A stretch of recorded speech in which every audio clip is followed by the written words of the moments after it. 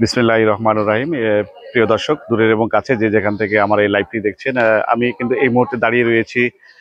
নুরুল্লাহগঞ্জ ইউনিয়নের যে হুরুবদি এলাকায় রয়েছে। সেই হুরুবদি এলাকায় একটি ঘটনা ঘটেছে। এখানে গতকালকে দুপুর টাইমে এখানে কিন্তু একটি কিশোরী কন্যা, 9 বছরের একটি কিশোরী কন্যাকে 50 বছরের একটি বৃদ্ধ, দেলোয়ার হোসেন নাম, তিনি দেলোয়ার মোল্লা, তিনি কিন্তু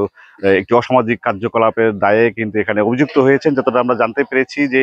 এই বাড়ির যারা তার মেয়ের অভিভাবক রয়েছে এবং তার পিতা কিন্তু বলেছেন যে গত 7 তারিখ দুপুরে কিন্তু এই ঘটনাটা ঘটে এবং এলাকার যারা প্রভাবশালী ছিল তারা কিন্তু এখানে একটি সালিশ দরবার হয় এবং সালিশে কিন্তু সেখানে 2 লক্ষ টাকা তাকে ধার্য করা হয় এবং সেই টাকা ধার্য করার পরে কিন্তু তিনি লাপাত্তা হয়ে যান এলাকা থেকে এবং তাকে কিন্তু এখন পর্যন্ত কিন্তু তিনি কিন্তু সেই গ্রাম্য যে সালিশ, সেই সালিশের তামিল কিন্তু তিনি করেননি, বরং তাকে উল্টো উল্টো দিকে তাকে হুমকি দামকি দিচ্ছে এবং সেই অভিযোগের ভিত্তিতেই কিন্তু তিনি এখানে একটি সাংবাদিক সম্মেলন করেছেন। এখানে কিন্তু বিভিন্ন সাংবাদিক এসেছেন এবং প্রশাসনের, আমরা এইমাত্র দেখলাম যে ভাঙ্গা থানা থেকে ওসি স্যার এখানে এসছেন, আশরাফ সাহেব ওসি স্যার এখানে আছেন, ঘটনাস্থলে আছেন। তো আমরা আসলে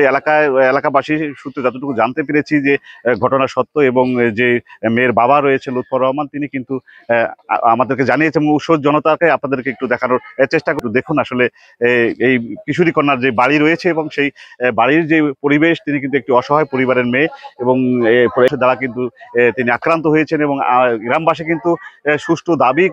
বিচার চেয়েছেন এবং তারা কিন্তু চাচ্ছেন যে যাতে করে একটি সুষ্ঠু বিচার এই ভবিষ্যতে যেন এই ধরনের কোনো অপকর্ম করার দুঃসাহস কেউ না পায়, সেই ব্যাপারে কিন্তু তারা প্রশাসনের শরণাপন্ন হয়েছেন।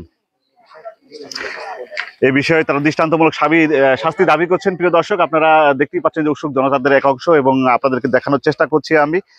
একদম সেই মেয়ের যে ঘটনাস্থল, যে আক্রান্ত হয়েছিলেন সেই ঘটনাস্থলেই কিন্তু আপনাদেরকে আমরা নিয়ে আসছি এবং দেখানোর চেষ্টা করছি। তো সবাই ভালো থাকবেন, দূরের এবং কাছে যে যেখান থেকে দেশ এবং বিদেশের লাইভটি দেখছেন, সবার সুস্বাস্থ্য দীর্ঘায়ু